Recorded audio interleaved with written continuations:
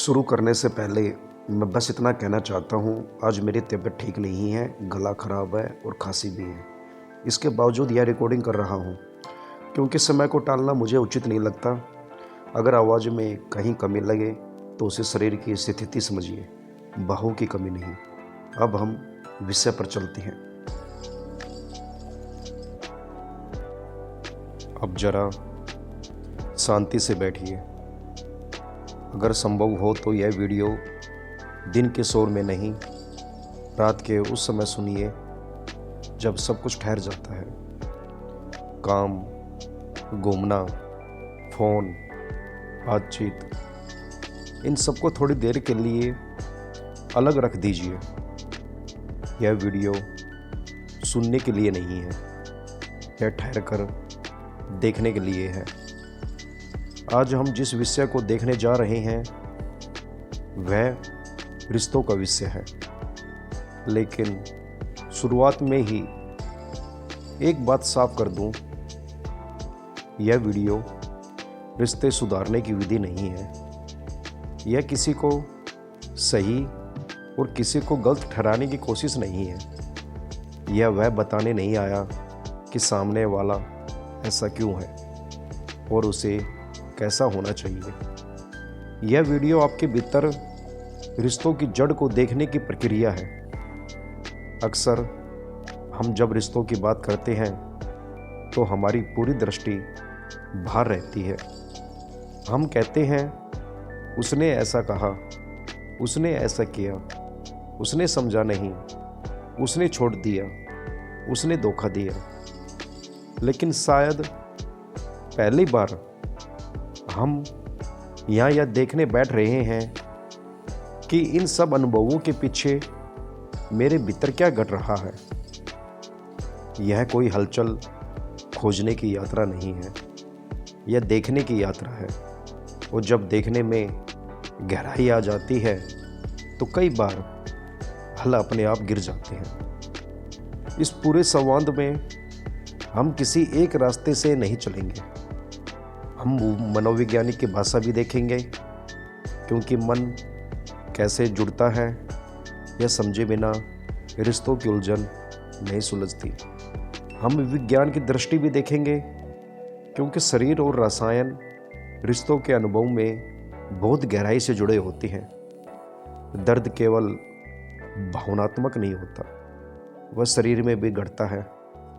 हम उपनिषदों की दृष्टि भी देखेंगे, लेकिन श्लोकों की संख्या बढ़ाने के लिए नहीं, बल्कि इसलिए क्योंकि वहाँ मनुष्य की दुख की जड़ को बहुत शांत और स्पष्ट तरीके से देखा गया है। और इन सबके बीच सबसे जरूरी जो होगा वह होगा प्रत्यक्ष अनुभव, जो आपने जिया है, जो आप अभी जी रहे हैं। क्योंकि सच्चा बोध किताबों से नहीं, अनुभव से उतरता है। यह वीडियो आपको कोई निष्कर्ष नहीं देगा, यह आपको कोई घोषणा नहीं सुनाएगा। यह बस धीरे धीरे आपके देखने के ढंग को थोड़ा साफ करता जाएगा। शायद कई जगह आपको लगेगा कि यह बात मैंने पहले भी सुनी है, लेकिन सुनना और देखना दो अलग होते हैं, दो अलग बातें हैं। और यह संवाद देखने की तरफ ले जाने की कोशिश करेगा।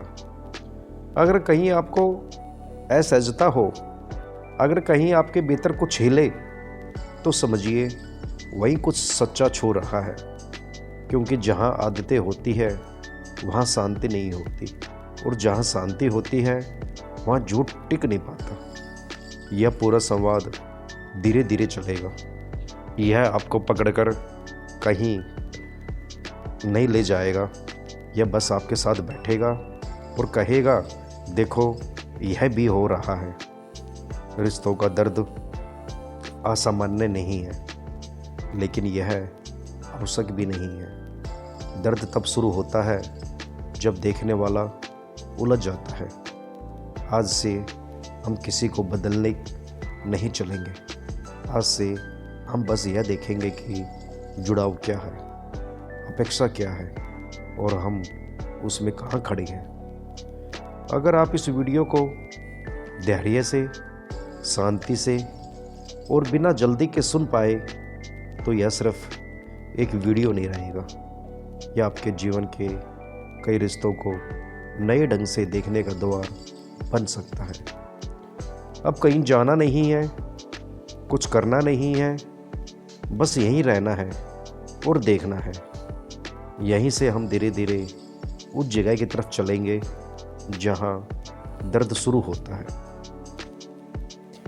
अब बात करते हैं, दर्द रिश्ते से नहीं, जुड़ाव से शुरू होता है। अब जरा यहाँ ठहरिए। हमने भूमिका में कहा था हम रिश्तों को सुधारने नहीं, रिश्तों की जड़ को देखने बैठे हैं। तो अब हम उसी जड़ की तरफ धीरे धीरे कदम बढ़ाते हैं। अक्सर लोग कहते हैं इस रिश्ते ने मुझे बहुत दर्द दिया, इस व्यक्ति की वजह से मैं टूट गया, अगर वह मेरे जीवन में ना होता तो शायद मैं ठीक रहता। यह वाक्य लगभग हर पीड़ित मन के भीतर होता है और सुनने में यह बिल्कुल स्वाभाविक भी लगता है, क्योंकि अनुभव यही कहता है कि दर्द किसी व्यक्ति के आने या जाने से हो। लेकिन आज हम इसे मानकर आगे नहीं बढ़ेंगे। आज हम इसे जरा गहराई से देखेंगे। अगर सच में दर्द रिश्ता देता तो हर रिश्ता दर्द ही देता, लेकिन ऐसा नहीं है। आपके जीवन में कई लोग आए, कई गए, कई से संपर्क टूटा, लेकिन सबने आपको समान रूप से नहीं तोड़ा।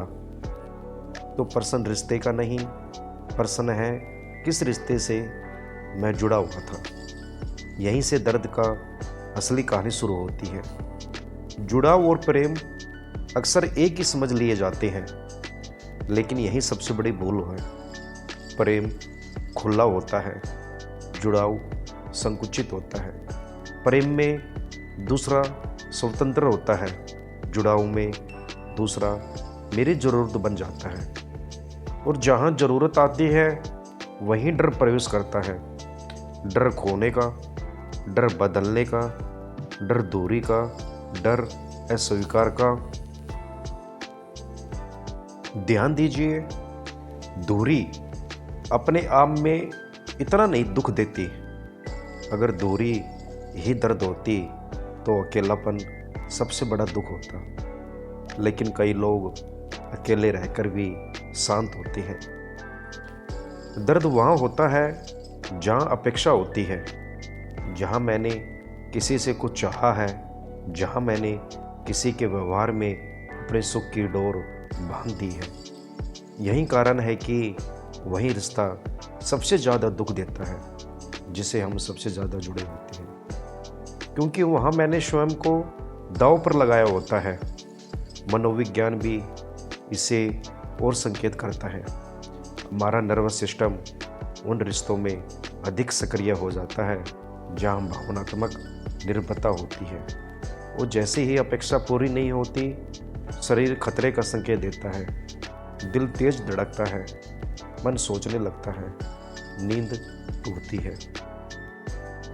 लेकिन हम इसे शरीर की प्रतिक्रिया नहीं समझते। हम इसे कहते हैं उसने मुझे दुख दिया। असल में शरीर यह कह रहा होता है मेरी सुरक्षा इस रिश्ते से जुड़ गई थी। और यही जुड़ाव धीरे धीरे प्रेम का नकाब पहन लेता है। हम कहते हैं मैं तो उससे बहुत प्रेम करता हूँ, लेकिन भीतर देखें तो पाएंगे कि वहाँ भय है, वहाँ पकड़ है, वहाँ अपेक्षा है।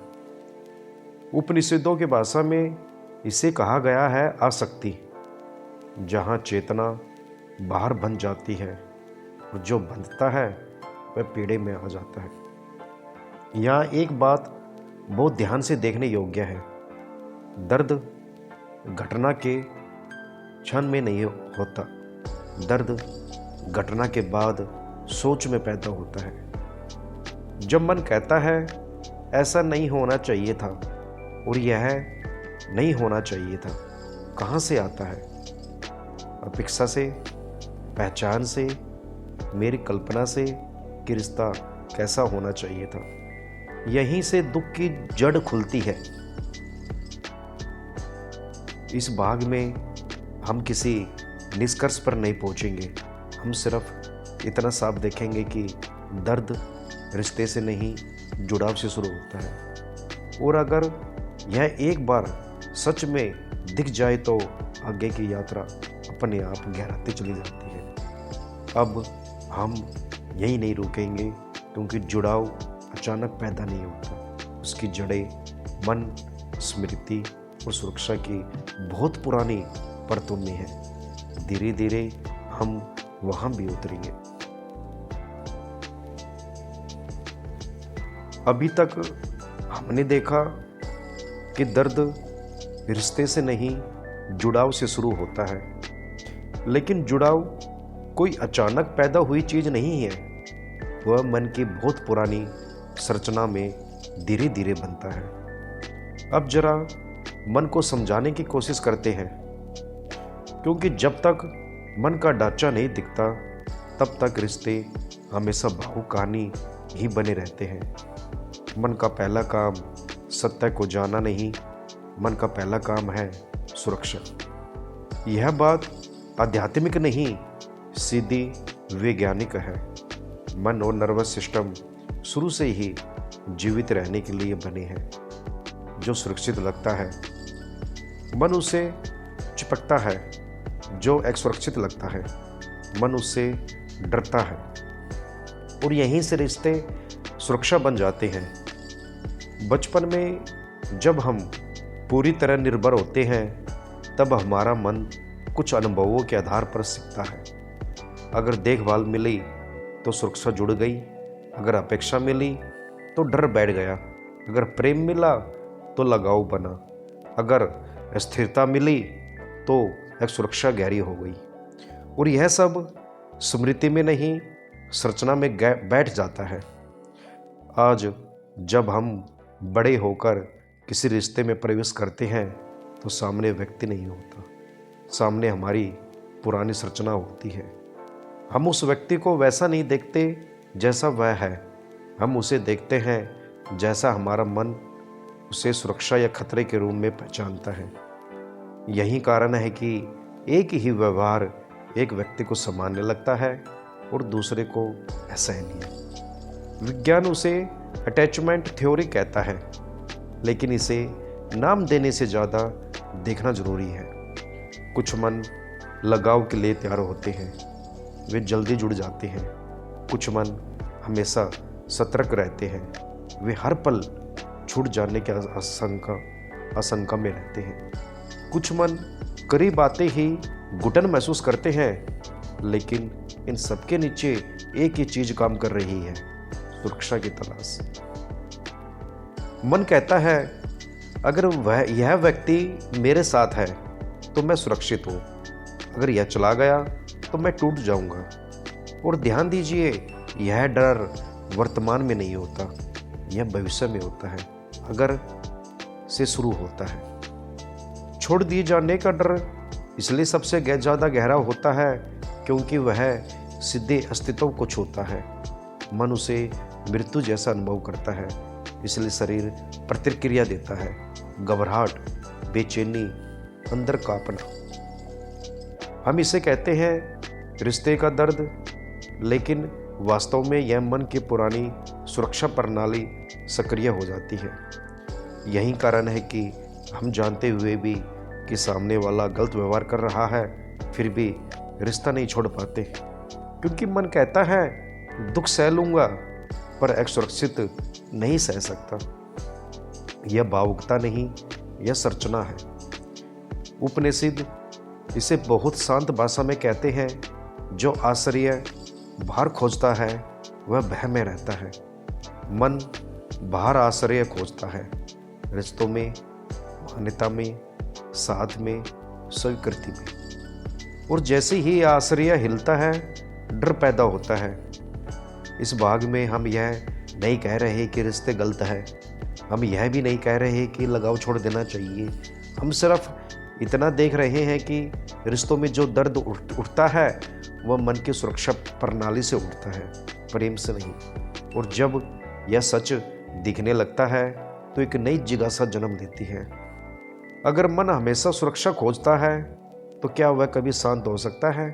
और अगर नहीं तो क्या कोई और आयाम है जहाँ रिश्ता डर के बिना घट सके?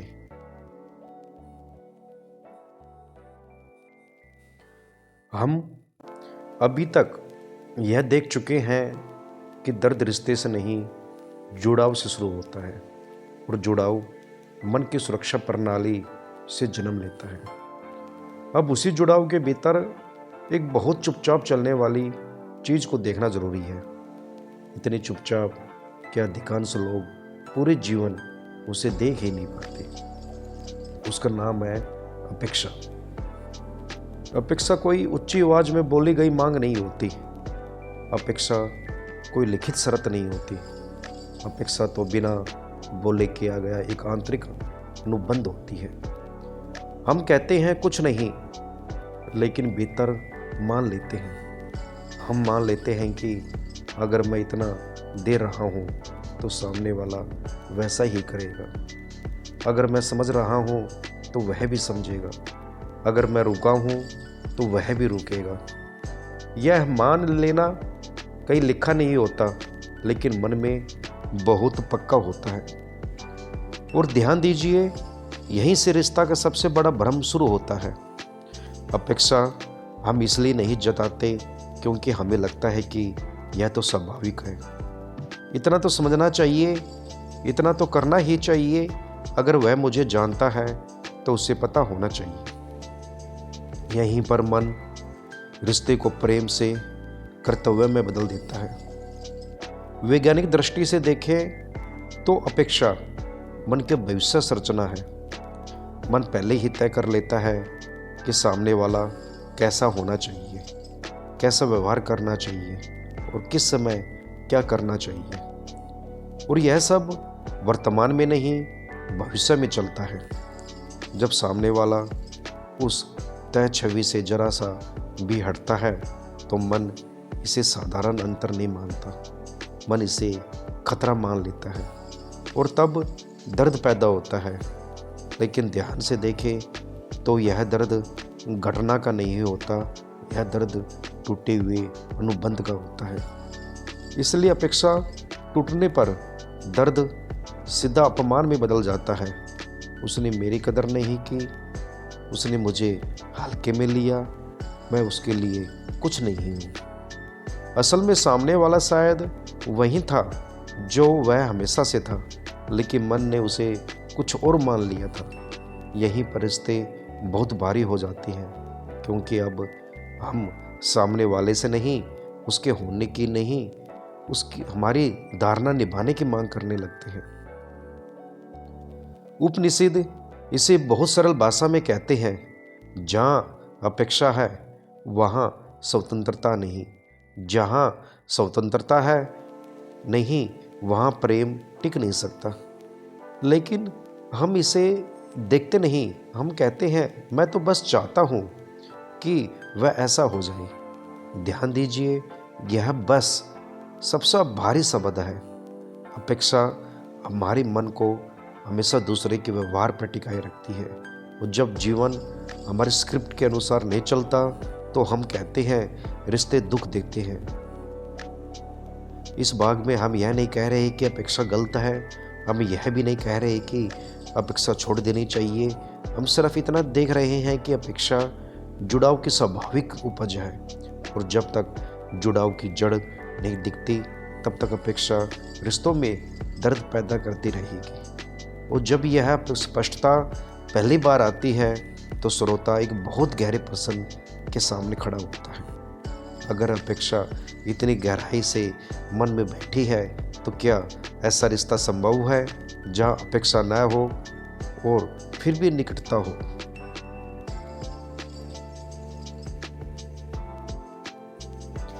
अब हम बात करेंगे प्रेम, मोह और आसक्ति के अंतर की। अब तक हम जुड़ाव को देख चुके हैं, मन की सुरक्षा को देख चुके हैं और उस चुपचाप चलने वाले अनुबंध को भी, जिसे हम अपेक्षा कहते हैं, उनको भी देख चुके हैं। अब यहाँ एक बहुत ही सूक्ष्म लेकिन निर्णायक फर्क को देखना जरूरी है, क्योंकि इसी जगह अधिकांश लोग पूरे जीवन भ्रम में जीते हैं।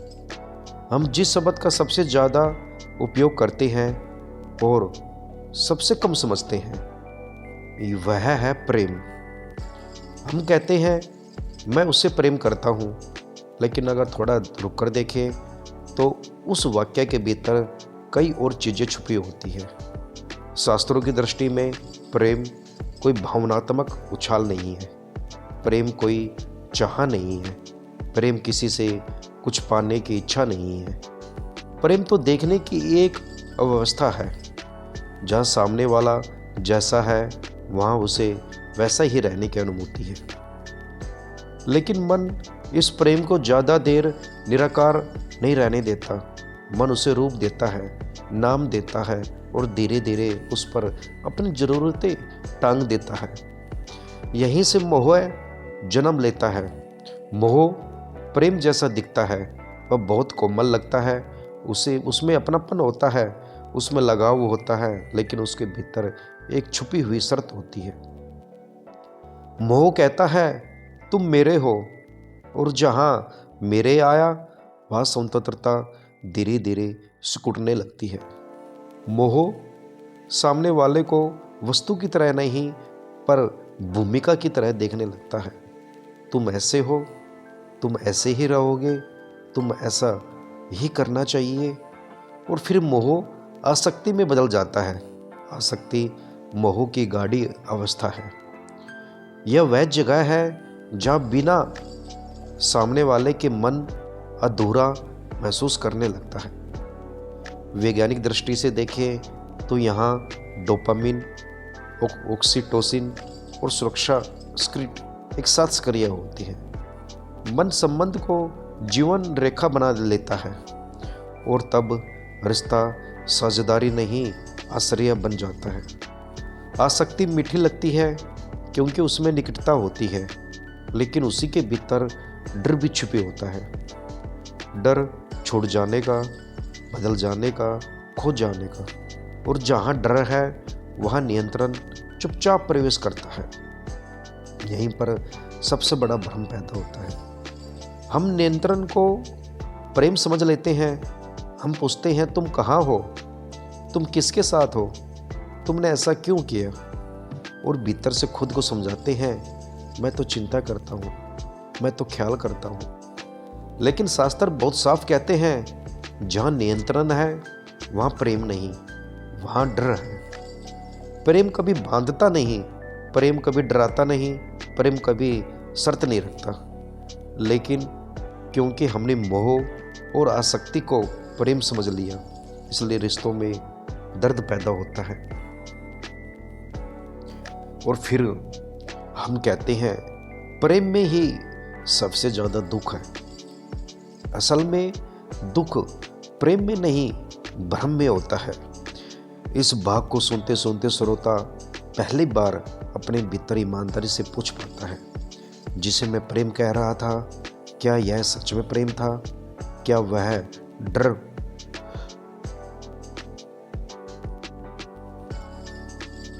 या वह मेरा डर, मेरी ज़रूरत, मेरी सुरक्षा थी, जो सुंदर शब्दों में छिपी हुई थी। और जब यह प्रश्न सच में उठता है तो अगला भाग और भी गहरा हो जाता है।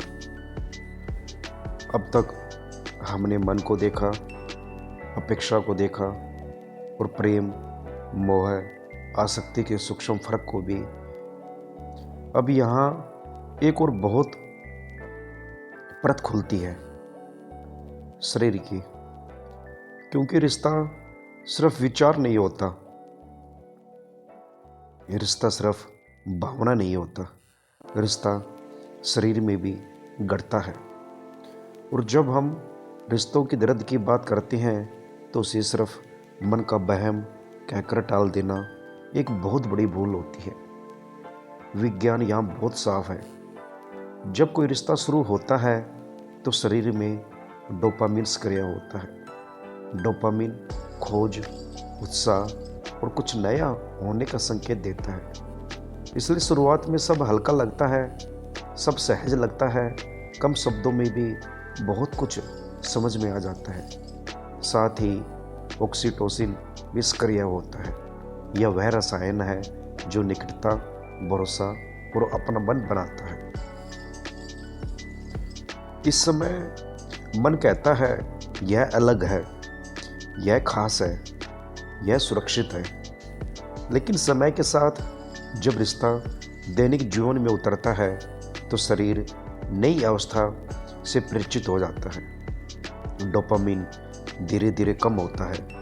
ऑक्सीटोसिन तब टिकता है जब भरोसा वास्तविक हो। अगर इस बीच में अपेक्षा टूटती है, अनकहे अनुबंध हिलते हैं, तो शरीर में एक और रसायन सक्रिय होता है। वो है कोर्टिसोल। कोर्टिसोल तनाव का संकेत है। यह शरीर को बताता है कुछ ठीक नहीं है। यहीं से रिश्ता भारी लगने लगता है। ध्यान दीजिए, यह भारीपन कल्पना नहीं होता, यह शरीर का सचित संकेत होता है। वैज्ञानिक शोध बताते हैं कि भावनात्मक पीड़ा और शारीरिक पीड़ा शरीर में एक ही हिस्से को सक्रिय करती है। इसलिए रिश्ते का दर्द सीने में दबाव बन सकता है, पेट में कसाव बन सकता है, नींद उड़ सकती है, सांस उथली हो सकती है। शरीर झूठ नहीं बोलता, लेकिन हम अक्सर उसे अनदेखा कर देते हैं। हम कहते हैं सब ठीक है, जबकि शरीर कुछ और कह रहा हुआ होता है। और फिर जब यह तनाव लंबे समय तक चलता है तो रिश्ता थकाने लगता है। मन इसे भावनात्मक समस्या कहता है, लेकिन शरीर के लिए यह लगातार अलर्ट में रहना है। यहाँ एक बहुत जरूरी बात समझनी है। शरीर प्रेम से नहीं थकता, शरीर है सुरक्षा से थकता है। शरीर निकटता से नहीं टूटता, शरीर अनिश्चितता से टूटता है। इस भाग को सुनते सुनते श्रोता पहली बार अपने दर्द को वैध मान पाता है। उसे यह समझ आता है कि वह कमज़ोर नहीं है, वह कल्पना नहीं कर रहा, उसका शरीर बस सच बता रहा है। और जब यह स्पष्टता आती है तो अगला भाग और भी भीतर की ओर मुड़ता है, जहाँ सवाल उठता है, अगर मन, शरीर और रसायन इतने गहरे जुड़े हैं तो क्या इससे परे कुछ और भी है? अब तक हम मन को देख चुके हैं, शरीर को देख चुके हैं, रसायनों को देख चुके हैं और यह भी समझना शुरू कर चुके हैं कि रिश्ता सिर्फ बाहर नहीं घटता। अब यह उपनिषद चुपचाप प्रवेश करते हैं। कोई घोषणा नहीं करते, कोई आदेश नहीं देते, बस एक प्रश्न छोड़ते हैं, मैं किससे जुड़ा हूँ? सामने बैठे व्यक्ति से या उस छवि से जो मेरे मन ने उसके बारे में बना ली है। उपनिषद कहते हैं मनुष्य कभी सीधे व्यक्ति से नहीं जुड़ता, वह हमेशा छवि से जुड़ता है। छवि यानी स्मृति, अपेक्षा, अनुभव और इच्छा से बनी एक परत। और जैसे ही हम छवि से जुड़ते हैं, हम व्यक्ति को देखना बंद कर देते हैं। यहीं से दुख की यात्रा शुरू होती है। उपनिषदों की दृष्टि में दुख का मूल कोई घटना नहीं है, दुख का मूल गलत पहचान है। हम यह मान लेते हैं कि मैं यह मन हूँ, मैं यह भाव हूँ, मैं यह रिश्ता हूँ।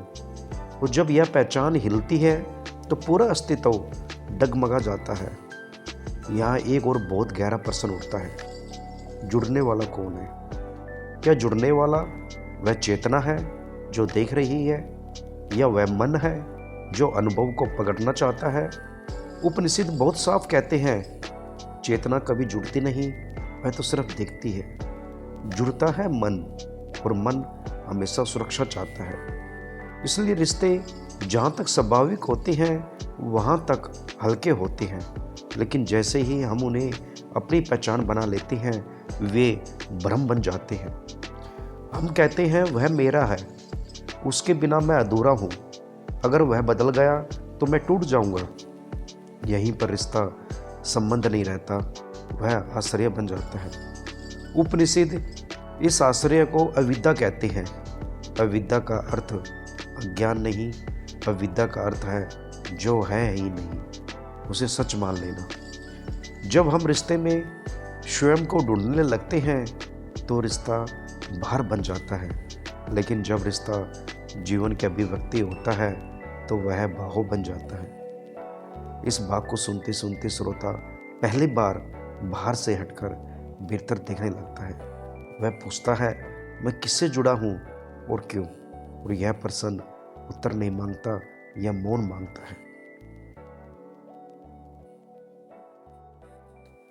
अब तक हमने यह देखा है कि रिश्ता मन की संरचना है, शरीर की प्रतिक्रिया है और पहचान का खेल भी है। अब यहाँ वह पल आता है जिसमें कोई बच नहीं पाता, जिससे कोई भी बच नहीं पाता। वह है टूटन। कभी वह अचानक होती है, कभी धीरे धीरे, कभी शब्दों में, कभी चुप्पी में। हम उसे ब्रेकअप कहते हैं, दूरी कहते हैं, विश्वासघात कहते हैं। लेकिन अगर थोड़ा ठहर कर देखें तो एक प्रश्न खुद ब खुद उठता है, क्या सच में मैं दूसरा तोड़ता है या फिर कुछ और जो पहले से बना हुआ था वही गिरता है? अक्सर टूटता है वह चित्र जो हमने अपने मन में बनाया था, वह भरोसा जो बिना जांच के खड़ा था, वह पहचान जो हमने रिश्ते पर टिका दी थी। और जब भी वह गिरता है तो दर्द होता है। यह दर्द किसी ने दिया हो ऐसा नहीं है, यह दर्द एक भ्रम के टूटने का होता है। लेकिन मन इसे स्वीकार नहीं करता। मन दोष ढूंढता है, क्योंकि दोष मिलते ही दर्द को दूसरे पर रखा जा सकता है। और फिर हम कहते हैं उसने मुझे तोड़ा। असल में जो टूटता है वह हम नहीं होते, जो टूटता है वह ढांचा होता है जिसे हम अपना समझ बैठे थे। टूटने के बाद एक और चीज आती है, दूरी। दूरी हमेशा भौतिक नहीं होती, कभी सामने बैठा व्यक्ति भी कुछ दूर लगने लगता है। यह दूरी अकेलेपन से नहीं, समझ के भाव से आती है। और फिर मौन आता है।